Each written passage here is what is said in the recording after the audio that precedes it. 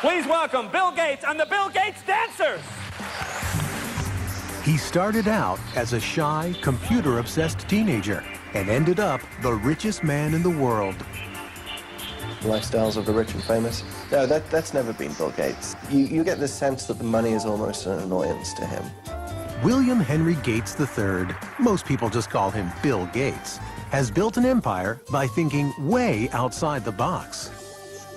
I have no doubt that 100 years from now, he will be talked about in the same way that Rockefeller and Carnegie and Ford are talked about, as people who transformed an era. Now, after leading the digital revolution and facing several government antitrust battles, Bill Gates is a different man than he was just a few years ago. He's a devoted father and an avid golfer who just happens to have a portfolio worth $50 billion. He could rest on his laurels, but that's not the Bill Gates style. What makes Gates so competitive is that he finds it fun. He finds this like a thrilling game, like the games he used to play as a kid. He's loved and respected, hated and reviled. But one thing neither detractors nor supporters can deny is the lasting impact Bill Gates has had on our time. The values that shaped Bill Gates as one of the business titans of the 20th century go back to his roots in the great Northwest. Bill's great-grandfather, J.W. Maxwell, founded the first national bank in Seattle. The Maxwells enjoyed their privileges and social position, but were never ostentatious about their wealth. Their son, Willard, also a banker, and his wife, Adele, who had a passion for playing cards, were among Seattle's top civic leaders. Their only child, Mary, was a lively, intelligent girl who made a name for herself as a student leader at the University of Washington. Athletic and outgoing, Mary Maxwell was sometimes referred to as Giggles. Her drive and energy struck everyone who came in contact with her. There tends to be a handful that is right at the core of the action. Mary was at the core of the action. Mary was unaffected, straightforward, charming, but immensely determined. It was at the university that Mary Maxwell met and fell in love with a quiet, scholarly young man, Bill Gates Jr., who would go on to become one of Seattle's most prominent attorneys. When Bill and Mary wed in 1951, she decided to give up a career as a teacher to raise a family and devote time to charitable work. The first of the Gates' 3 children, Christy, was born in 1953. She was followed by a brother, Bill Gates III, born on October 28, 1955. He was given the nickname Trey. That derives from the fact that he was William H. Gates III, and the card players in the family think of anything with a 3 as being a Trey, so he became Trey. His mother had an extremely close relationship with Bill from the start. She even took him with her when she volunteered as a lecturer in Seattle schools. It wasn't long before her precocious son would read the World Book Encyclopedia from A to Z. We'd lose him sometime for hours at a time, and when I would ask, "What are you doing?" he'd say, "I'm thinking, Mother." The Gates family prized competition, and young Bill loved testing his mettle in outdoor activities and indoor games. Among his favorite board games were Risk, in which the object is world domination, and the perennially popular Monopoly, where, with a bit of luck, anyone can become a tycoon. He was competitive in cards with his sister, races to see who could do jigsaw puzzles faster, ski racing, sailing, whatever. He wanted to do it well and as good as the other folks that he was with. Every summer, the Gates went off to their place on the Hood Canal called Cheerio. It was here that Bill, his younger sister Libby, and the rest of the family joined friends in staging their own Olympic Games. If you stayed overnight and had a couple of days with them, you would come away exhausted from games and activity. It was a very lively scene. It was definitely competitive, there's no question about it, and the children were all part of that. There was never a dull moment. The first World's Fair in the United States in 22 years. When the Seattle World's Fair opened in 1962, the Gates family rushed to see the wonders predicted for the 21st century, including computer technology. Imagine, if you can, an electronic brain. Bill often returned to visit the high-tech exhibits. It was already clear that he had a natural talent for math and science. But he was also becoming something of a loner, showing signs of preteen rebelliousness that was putting him at odds with his mother. Mary and I grew up in very orderly families where parents were controlling personalities, and we carried that forward.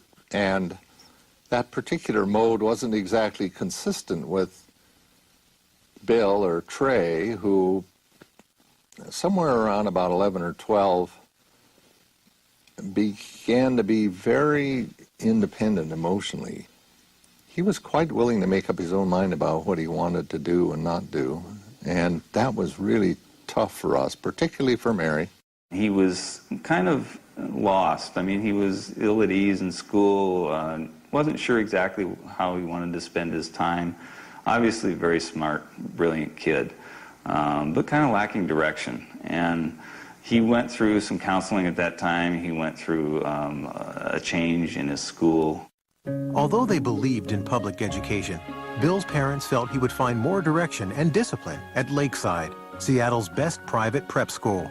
He began to blossom at Lakeside. He was an excellent math student. He was excellent across the board. I mean, he was a superb drama student and interested in reading all different kinds of books and so forth. So he wasn't just totally math science oriented. He had a wide breadth of interests. When Bill started high school in 1969, the U.S. space program was at its peak. Apollo 11 took men to the moon that July. The Eagle has landed. But the computers that made it possible were still electronic giants that cost millions of dollars and required an army of people to run. Most schools at that time could never consider buying a big computer. But Lakeside had made an extraordinary deal that would be fateful for Bill Gates. A Seattle company offered the use of its computer through a teletype link to the school. Young Gates was entranced by the possibilities of this primitive machine and started spending every free moment in the computer room. The story has often been told, and it's completely true, that he would get up at night and leave and go over to work on the computer and come back, and we wouldn't know that he'd been gone. Bill Gates shared this addiction with upperclassman Paul Allen, who could not have been more different from Gates. He was not only 2 years older, but substantially larger. Where Allen was quiet and contemplative by nature, Bill could be shrill and confrontational. Nevertheless, this odd couple was destined to make history together. While attending Seattle's prestigious Lakeside Prep School, Bill Gates met Paul Allen, an upperclassman who shared his obsession with computers. They bonded by writing software code together, and somewhat competitive, Paul Allen and Bill Gates. They every now and then would have fights. At one point, Paul Allen kicked Bill Gates, who was a little bit younger, off of the little group they had as writing software, but then he realized that he needed Gates back. He couldn't do it without him, and Gates said, well, I'm happy to come back, but this time I'm going to be in charge. By 1970, when Bill was just 15, he and Paul Allen went into business together. The two boys netted $20,000 with TrafoData, a computerized program they created to measure traffic flow in the Seattle area. Although Bill had the luxury of family money, he was determined from the start to make his own fortune. The father of one of Bill's boyhood friends said Bill always had a nose for the dollar. Even as a kid, he knew the value of a contract, and even had a contract to use his older sister's baseball mitt that was signed in a legal document. In the summer of 1972, at the age of 17, Bill went to Washington, D.C. to work as a Senate page. This exposure to politics and government would come in handy later on. Back home that fall, he took a leave of absence from school when he and Paul Allen got their first real jobs with a computer company. They began talking about starting their own company, but the Gates insisted that their son finish high school and attend college. His mother used to worry that he was socially awkward. Well, maybe he was, but he had other things on his mind, and he was not rude, he was not abrupt. He was marching to a different drummer. He's a genius, and he has a different agenda. Bill graduated from Lakeside in 1973, and his parents took great pride in his acceptance at Harvard University. So he left Seattle and headed east to Cambridge, Massachusetts. As a freshman at Harvard, he thought briefly about preparing for a career in law, but no course of study ignited his imagination like his work with the computer. Bill was somebody who was always very determined to do what he was interested in doing. The things that he was less interested in, which often included his academic classes, he tended simply to coast and get by on talent. I remember there was a course in Introduction to Greek Literature where he'd really done, as best as I could tell, none of the work during the year. Stayed up all night the night before the exam, slept through part of the exam, and still got a B. It was not surprising that Gates fell asleep in an exam. Between classes and time spent at the Harvard Computer Center, he seemed to be on the go 24 hours a day. And he was always very focused on whatever it was that he was doing. He could come into his room, not get undressed, just kind of lie down on his bed, which of course would be not made because he had never had time for that, and just fall asleep. Door open, fully clothed, lie down, sleep, and then when he's refreshed, boom, back up at it and whatever the next thing was. Bill paused long enough to make some lasting friendships at Harvard, but his social life was not a priority. He dated only occasionally, with varying degrees of success. I interviewed several women who had dated Bill just briefly, and one told me the very first question Bill asked her was, "What did you score on your SAT test?" You know, this is not exactly, you know, what a young woman wants to hear. For Bill Gates, though, he had scored a perfect 800 on his math portion of the SAT, and this was a matter of pride with him, and he wanted to make sure whoever he was dating, you know, had scored a pretty high grade. Bill did shine in math, but true to form, when he found out that he was not the #1 math student at Harvard, he decided against becoming a mathematician. While he kept his academic options open, he picked up some new skills outside of class. Spent a great deal of time playing pinball, video games, and especially poker, which was something that we all did a lot of back in college. But it was Paul Allen, Bill's former schoolmate and business partner, who delivered Gates' biggest stroke of luck. Allen had moved to Boston from Seattle for a job. In December of 1974, he picked up a magazine in Harvard Square. The cover of Popular Electronics announced the arrival of the world's first mini-computer kit, the Altair 8800. He rushed to show it to Bill. Gates and Allen knew instantly that the day of the personal computer had arrived. They saw that this was going to be an incredible force, an incredible dynamic for the society, and recognized the moment. The Altair was made by a small company in Albuquerque, New Mexico, not far from the former atomic testing grounds at Alamogordo. Ed Roberts, who ran the company, was looking for someone to create software to run on his unique little computer. Gates and Allen convinced him that they were the ones who could do it, and worked day and night at the Harvard Computer Center for 2 months. In February of 1975, Paul Allen went to Albuquerque to test the program he and Gates had completed. When he loaded the Altair with what Bill Gates called the coolest code I ever wrote, it worked. The importance of that moment would change Bill Gates and the software industry forever. In the summer of 1975, 19-year-old Bill Gates and his partner Paul Allen formed Microsoft. Their ongoing work with Ed Roberts' Altair computer company became so consuming that Bill dropped out of Harvard just before his senior year and moved to Albuquerque. Mary Gates was deeply disappointed by her son's decision.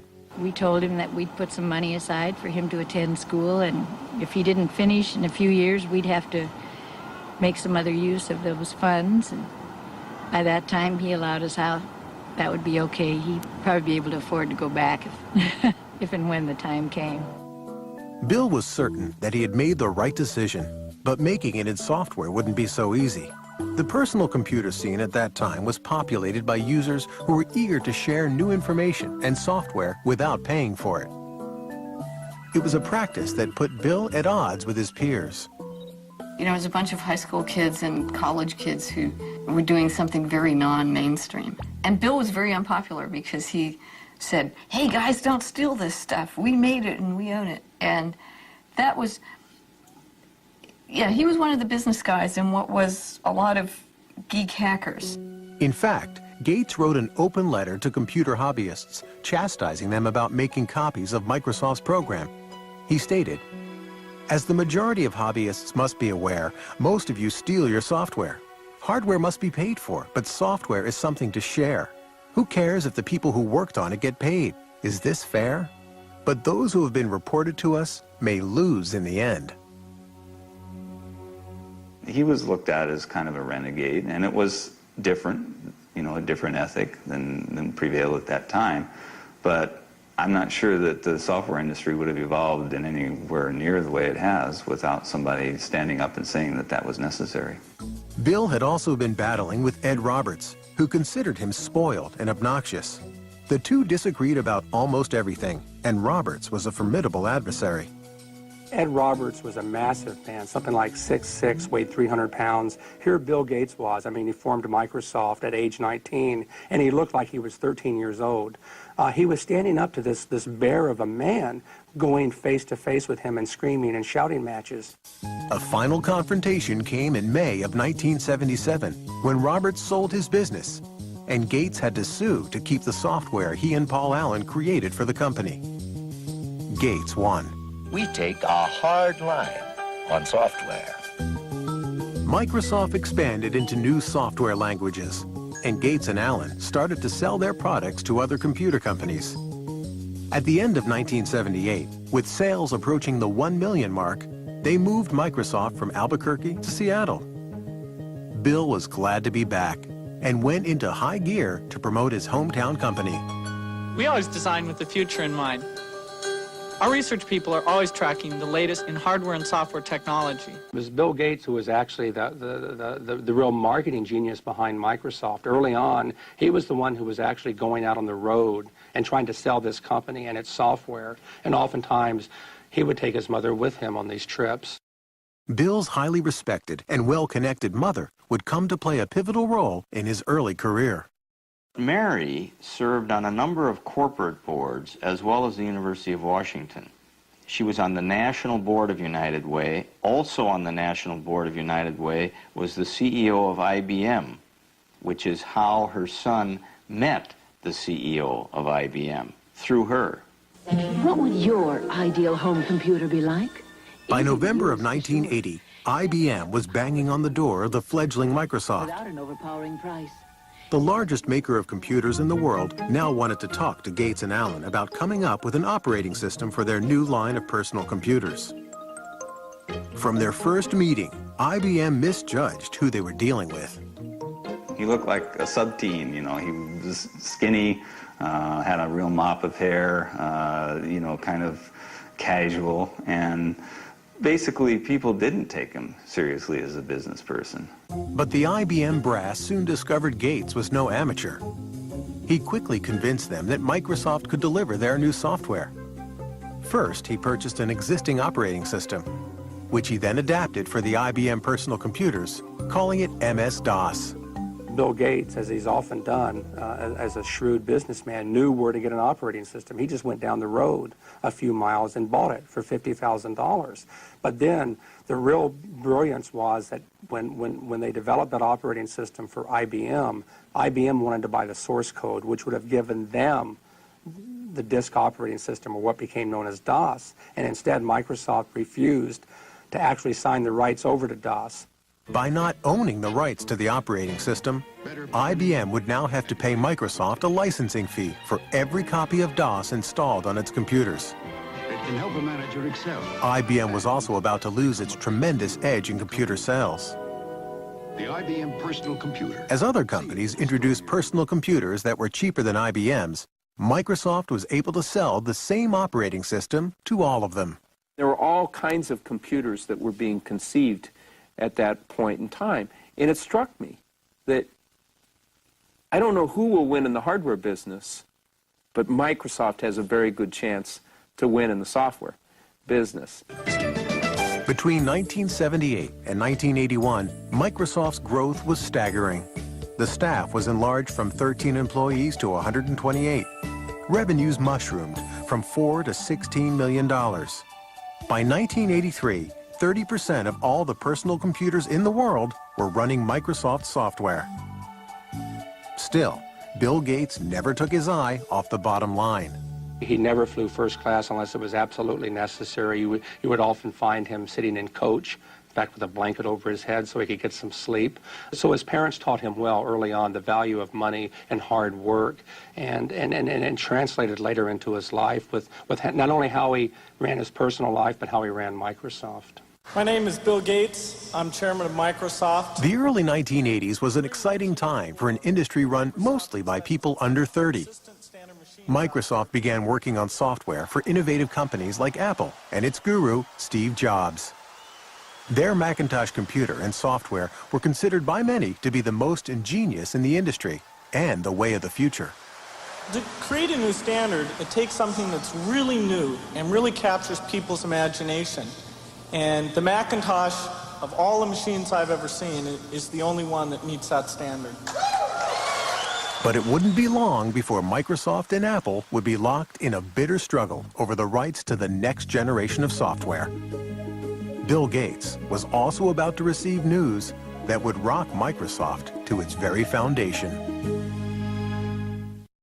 By 1983, the future could not have looked more promising for 28-year-old Bill Gates and Microsoft. The personal computer business was booming, and there was an ever-increasing hunger for software. Bill Gates and Paul Allen were emerging as the crown princes of the personal computer age. But in the midst of the breathtaking rise of their company, they were stunned by some terrible news. Paul Allen, Bill's friend and partner since high school, was diagnosed with Hodgkin's disease, a form of cancer. It did give Bill kind of a perspective that he didn't have before.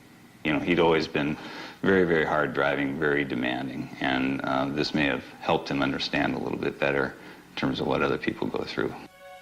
Allen's disease went into remission 1 year later, but he would never again take full part in the day-to-day business of Microsoft. For two men in their early 30s who created a company of global significance and made millions, it was the end of an era. I think history's going to show that their partnership really was an incredible dynamic. I often compare it to the Beatles, Lennon and McCartney. The songs they wrote together are the ones that pretty much we remember and get played over and over again. They were great songwriters individually. I mean, we still hear their songs that they wrote on their own. But somehow together they were even greater than the sum of their parts. And Paul and Bill were like that. By 1984, Bill Gates had become the singular face of Microsoft. In April of that year, he was heralded by Time magazine as the quintessential representative of a new breed of businessman. One who understood both nuts and bolts technology and corporate strategy. When you work with Bill, you can see that in almost any meeting you're in or anything you're discussing, Bill instantly puts together a profile of all of the cases. What about this? What about this? What about this? What about this? What about this? He almost builds this checklist of everything that can possibly happen in his head in a very structured way, and then he runs through it. Protect mode file system, the super advanced file system. Microsoft was often referred to as a math camp, where Gates' demanding management style kept the creative process churning and sometimes set off heated confrontations. The early Gates would challenge just about anything. He'd call things the stupidest idea you'd ever heard. And part of it was to test, to see, well, okay, if you disagree, you've got to convince me that it's not the stupidest idea in the world. A constant challenging of ideas was required to stay on top in an ever-changing industry. Gates surrounded himself with a team that shared his relentless work ethic. Certainly when we are working to release a software product, we are sleepless in Seattle. There's a story about Bill from Miriam Lubau, his assistant. She was new to the company. She came in one morning and she didn't know if she should call police because there was this guy sleeping under a desk. But it turned out to be Bill. The effort was paying off. Microsoft posted more than $140 million in sales in 1985.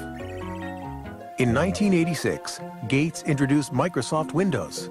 It would become the company's signature program. Critics quickly noted that in its use of a mouse and icons, it bore more than a passing resemblance to the Apple Macintosh operating system, considered to be the most user-friendly. If you know how to point, you already know how to use it. Macintosh, the computer for the rest of us. Apple had given Gates full access to their technology while he was working on new software for the Macintosh computer. Gates advised Apple early on that they should license their software. But Apple was more interested in selling computers than software. They ignored the suggestion. Once again, Gates took advantage of an opening and ran with it. In this industry, we compete and we collaborate at the same time. Bill once had a conversation with me, says, you know, I'm a competitor, so even though I'm a friend, don't tell me information that you don't want me to use against you, because I'm going to compete with you, and if you tell me something that's useful in competing, I'm going to use that information. Apple decided that Gates was not going to take a bite out of their business and threatened to sue over Windows. Gates, in turn, said he would withhold Microsoft software Apple desperately needed for its computers. In the end, Microsoft overpowered Apple in the courts. Eventually, Microsoft prevailed by showing that even though there were similarities in the way that the two computers operated, each individual function of Windows was markedly different from each individual function of the Macintosh. Even though the first version of Windows was far from perfect, it gave Microsoft a new financial and creative base. In 1986, Bill Gates took his company public. He held 45% of the stock, which made him a billionaire at the age of 31.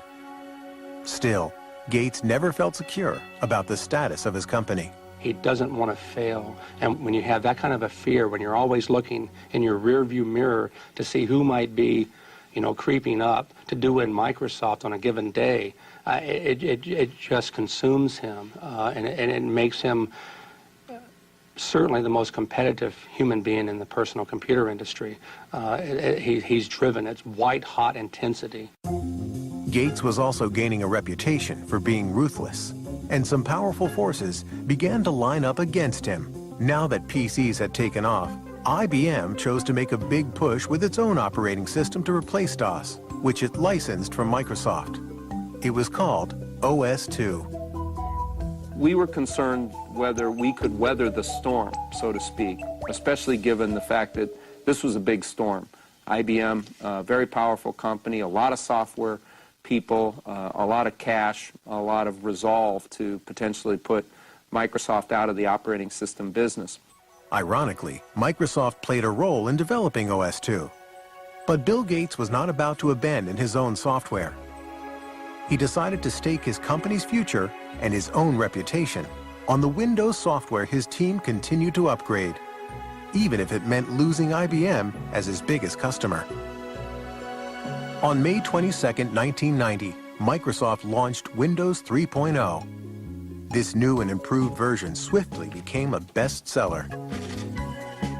Ultimately, OS/2 failed in the marketplace, leaving Microsoft with a virtual monopoly on operating systems for PCs.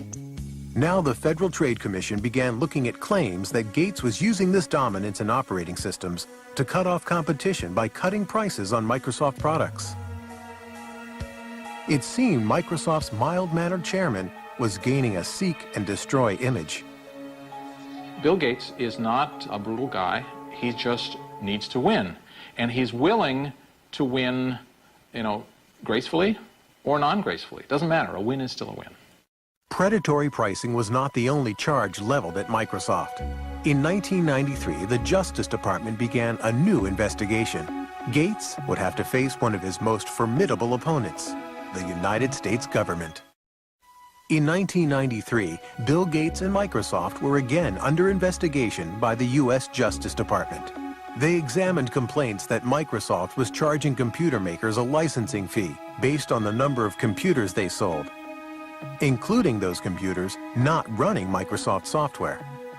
They made computer manufacturers pay for the Microsoft software, whether it was installed on their computer or not. And as a result of that, they prevented competitors from entering the market. The Justice Department has charged Microsoft, the world's largest software company, with using unfair marketing and contracting practices. In July of 1994, Microsoft agreed to stop charging the fees in question, and the Justice Department dropped the case. Gates would never admit that Microsoft had a monopoly, and maintained he was simply providing better software at lower prices. I mean, we're not like an alligator. We don't go around and eat things. We come out with these little boxes, these nice little software packages, and you stick them in your computer, and you either have fun using it, and it helps you get things done, or not. But it wasn't that simple for investors. The government probes and the fights with IBM and Apple caused the value of Microsoft's stock to drop. There was now more pressure than ever to turn out the next version of Windows. Gates found some inventive ways to release the tension. He appeared in commercials for his company with Microsoft Top Gun Steve Ballmer. The next frontier. He sometimes made dramatic entrances to tout his company at software conventions, once arriving as Star Trek's Mr. Spock. Gates also instituted the microgames. This hodgepodge competition among the Microsofties is very reminiscent of the games he played as a child at the Hood Canal. It was like summer camp for adults. We'd all go to his house, and he would spend months figuring out what the various games would be, and he would be sort of the master of ceremonies. He'd form us into teams, very carefully figuring out the dynamics of the teams and how we might all interact. And then we would have to do these like summer camp games. And I met Melinda first at one of those micro games. Melinda was 28-year-old Melinda French, a Duke graduate with an MBA. She had been working as an executive at Microsoft for several years. It was becoming increasingly clear to Bill's family and friends that she was the woman that 37-year-old Gates had decided to spend his life with. He dated Melinda for quite a while before they got married, and so I saw them together over the years, and they always looked like they had a very special thing going, you know, a level of intimacy and a level of intellectual connection that just caused sparks. She's a really wonderful person, a perfect match for him. Very, very bright, very organized, very supportive, very interested in family and good family life. Bill and Melinda were married in Hawaii on January 1st, 1994. The night before the ceremony, Bill had arranged for a special serenade for Melinda. He had Willie Nelson play the night before his wedding, and it was a total surprise. Bill got up and he said, you know, I really love Melinda, and I really want to sing her some songs tonight, and I don't sing that well, and so I asked a friend of mine to come and do a little singing for us, and so it was a big surprise. In Melinda, Bill found a partner who gave him the kind of personal happiness he'd been looking for, and who also understood the professional demands of his business. But only months after his marriage, the joy that Bill shared with his family would turn to heartbreak. His mother, Mary, who had been his most devoted ally, was diagnosed with breast cancer. She died in the early morning of June 10, 1994. Bill rushed home to be at his mother's side. When he came to the house that night, he'd been stopped by the police on the way because he was speeding. And of course, the policeman recognized him. Wasn't the first time he ever got stopped for speeding, by the way. And they looked at him and they said, what's going on? Because he said, you know, I was sitting there and the tears were just running down my face. And the policeman said, well, he said to the policeman, I'm sorry, he said, my mother just died. And the policeman said, well, you go ahead, you go on home, but please slow down a little bit if you don't mind. So he was very deeply affected by his mother's death, as we all were, of course. In the years that followed, Bill would begin to pick up where his mother left off in creating a philanthropic foundation to serve major projects in health and education. But all of his wealth and power would not shield him from the crises he and Microsoft would face on the road ahead. By 1995, 39-year-old Bill Gates had settled into a new life as a married man. With his wife, Melinda, he took time off to explore the world from Africa to China. It seemed that Bill Gates now truly had it all. This is a man so successful, his chauffeur is Ross Perot, ladies and gentlemen. Please welcome Bill Gates and the Bill Gates Dancers. 1995 was also a banner year for Microsoft. Windows 95 was introduced to great fanfare. Tonight Show host Jay Leno kicked off the ballyhoo for the new software. Windows 95 is so easy, even a talk show host can figure it out. Clearly, Gates was still Microsoft's best salesman. But from now on, it wouldn't be all business for the boss. On April 26, 1996, Bill and Melinda welcomed their first child, a daughter, Jennifer. He just loved that little girl. It's just so marvelous to see. It's very gratifying to a father to see his own son have the same feeling about children that I did about him and his sisters. So it's really gratifying. A year after his daughter's birth, Bill moved his family into a $54 million dream house. Along with family and guest quarters, there is a library housing the Leonardo da Vinci notebook, for which Gates paid more than $30 million. Even though the house serves many business functions, for the Gates family, it's just home. It's a remarkably family-friendly home, given what it is. I remember the first time going there after it was fully finished, walking through it and seeing, you know, little Tykes cars in various places and things like that. I mean, this is not an antiseptic home that you feel afraid to touch anything or sit anywhere. As Bill Gates' personal life grew more fulfilling, his professional life grew more frustrating. By 1997, he found he was way behind in the exploding internet market. A company called Netscape was dominating sales of internet browsers, the software needed to access websites. Gates set out to close the gap by including Explorer, his browser, with every copy of Microsoft Windows. Many saw it as dirty pool, a move to eliminate his chief rival. If Microsoft chooses to disadvantage Netscape or any other competitor, then the consumer doesn't get a fair choice. When the consumer doesn't get a fair choice, the market can't work effectively. In 1998, Gates was called to the Senate, where he was once a page, and charged with running an illegal monopoly. I hope that my testimony helps the court to resolve the issues in this case. That would be best for consumers and the industry, and that's why I'm here. Thank you. President Bill Clinton's Justice Department, along with 19 states, filed an antitrust suit against Microsoft. It was the largest suit of its kind in the history of the computer industry.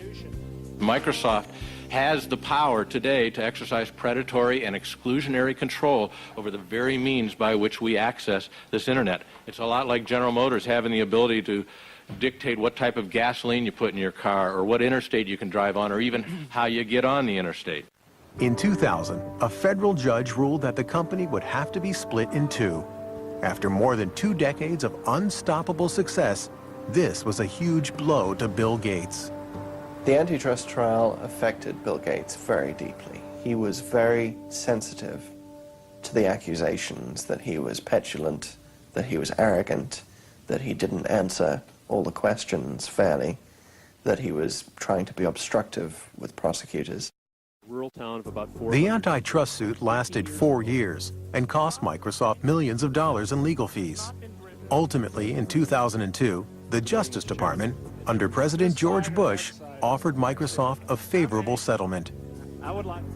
It would be an infuriating moment for Microsoft's detractors and a triumphant moment for Bill Gates and company. In the midst of the antitrust suit, Bill Gates surprised many when he stepped down as Microsoft's CEO, dubbing himself chairman and chief software architect. The CEO job went to his old Harvard pal, Steve Ballmer. They're old friends, and Gates really wanted to just be the ideas man. He really just wanted to take a step back, and that's what he did, and it's working very well now. So it was difficult for him to let go of his baby, but he got used to it. For the last decade, Bill Gates has been on a mission to share his wealth. In 2000, he formed the Bill and Melinda Gates Foundation, which spends hundreds of millions of dollars every year on computers, vaccines, and medicines for those who need them most. the rich world and the poor world are so separated, the awareness of the crisis in AIDS and the very effective interventions that can take place is very, very low. The time is really now to change these things. He has publicly stated that he will not be leaving his vast fortune to his children. Well, what Bill Gates has said is that he's going to give away, before the end of his life, 90% of his fortune. Bill Gates has become a global icon. His second book, Business at the Speed of Thought, was published in 25 languages and is available in more than 60 countries. In 2004, Forbes magazine rated him as the richest person in the world for the 11th consecutive year. His net worth, estimated at about $50 billion, leaves him some time to play, but not too much. The industry keeps changing. I mean, it's the perfect game because it never ends. You can't sit down and relax. Through it all, William Henry Gates III has remained the competitor he always was.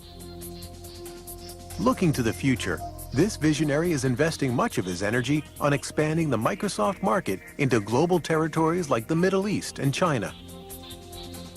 Meanwhile, Gates and Microsoft have set their sights to improve their software to battle against computer viruses and spam. Gates himself is said to receive 4 million spam emails per day. Whether he'll be remembered as a robber baron, a philanthropist, or the guy who simply built a better mousetrap, no one can deny he changed the way the world works and plays. When the biographers and historians write the history of the 20th century, Bill Gates is going to go down as the best businessman of our century, and Microsoft is one of the greatest companies of the 20th century. It's remarkable what this company has managed to do in so short a time. This is one of the great success stories of the 20th century.